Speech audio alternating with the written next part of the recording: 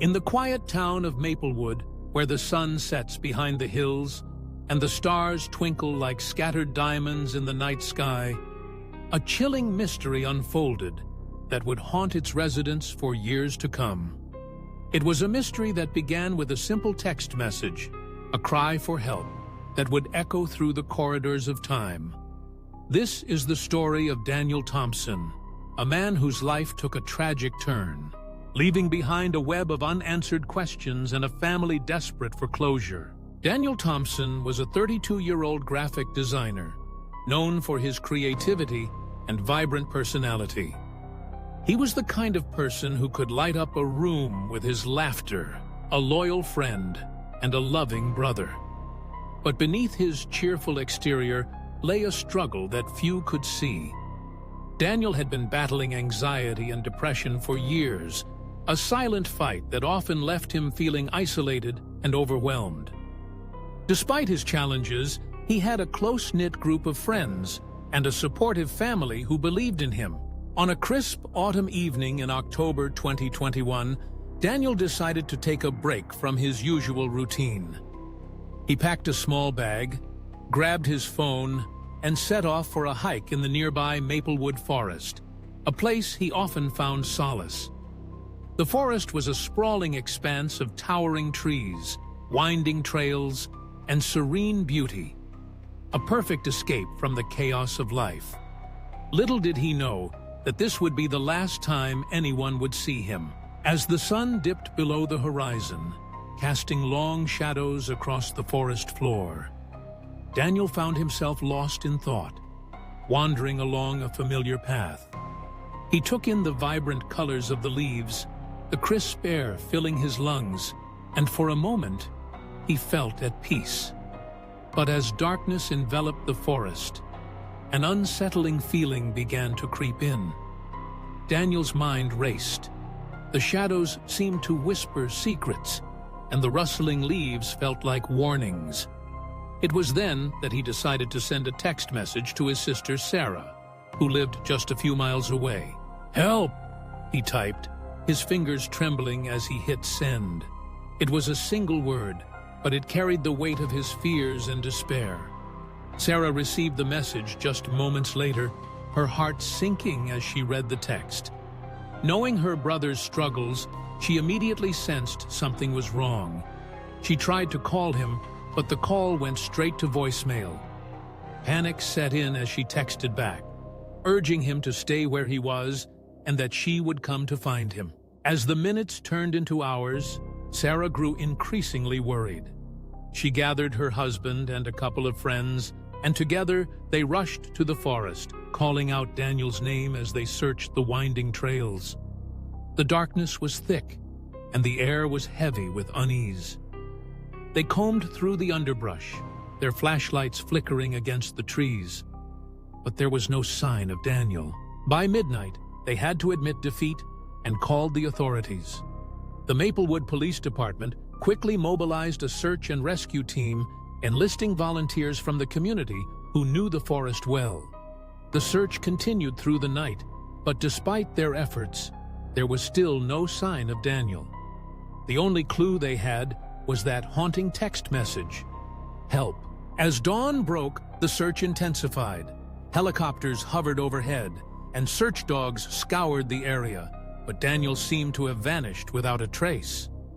Days turned into weeks, and the once bustling town of Maplewood was gripped by fear and uncertainty. Where could Daniel be? Why had he sent that desperate message? Theories began to circulate, each more chilling than the last. Some believed Daniel had encountered foul play, perhaps abducted by someone lurking in the shadows of the forest. Others speculated that he had fallen and injured himself, unable to call for help. There were whispers of a local legend, a tale of a ghost that haunted the woods, luring unsuspecting hikers into its grasp. But those who knew Daniel knew he was a rational man, someone who wouldn't easily succumb to the superstitions of the town. As the investigation progressed, detectives uncovered more about Daniel's state of mind leading up to his disappearance. They interviewed friends and family, piecing together his emotional struggles. It became clear that Daniel had been feeling increasingly overwhelmed, his mental health deteriorating despite his efforts to cope. The detectives wondered if he had wandered off in a moment of despair, seeking solace in the depths of the forest, only to succumb to the darkness that had haunted him for so long. Amidst the turmoil, Sarah held on to hope. She organized community vigils, urging residents to keep an eye out for her brother. Flyers with his picture were plastered across town, and social media campaigns spread the word far and wide. But as the weeks turned into months, the hope began to fade, replaced by an unbearable void. The case grew cold, but Sarah refused to give up. She began to delve into local records, searching for any leads or clues that might help her understand what happened to her brother. It was during one of her late-night research sessions that she stumbled upon a peculiar piece of information, a series of similar disappearances in the area over the past few decades. Each case had its own unique circumstances, but there was a common thread. All the individuals had vanished after sending a text or making a call, just like Daniel. Intrigued and disturbed, Sarah reached out to the families of the other missing individuals. Together, they formed a support group, sharing stories and theories about the strange occurrences in Maplewood. They uncovered a chilling pattern. Each disappearance had been met with skepticism from local authorities, often dismissed as voluntary disappearances or accidents. But as they shared their experiences, it became clear that something more sinister might be at play. As the group delved deeper into the mysteries of the forest, they began to uncover local legends and folklore that hinted at a darker history. Tales of a hidden cave, said to be a portal to another realm, surfaced. Some believed it was a place where lost souls wandered, never to return. Others spoke of strange lights seen flickering in the woods at night, drawing people in with an irresistible allure. The stories were unsettling, but they fueled Sarah's determination to find answers.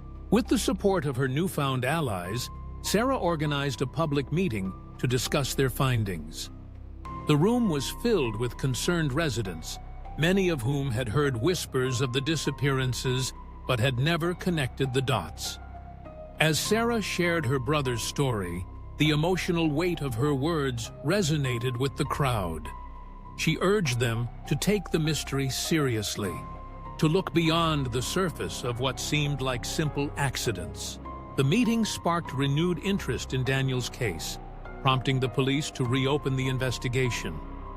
They began to re-examine evidence, interviewing witnesses who had been overlooked in the initial search. As they sifted through the details, they discovered a potential lead, a hiker who claimed to have seen a man matching Daniel's description wandering near the edge of the forest on the night of his disappearance. The hiker had been too scared to come forward at the time, fearing ridicule, but now felt compelled to share what he had seen. This new information reignited hope within Sarah and her family. They organized another search, this time with a focus on the area where the hiker had spotted Daniel.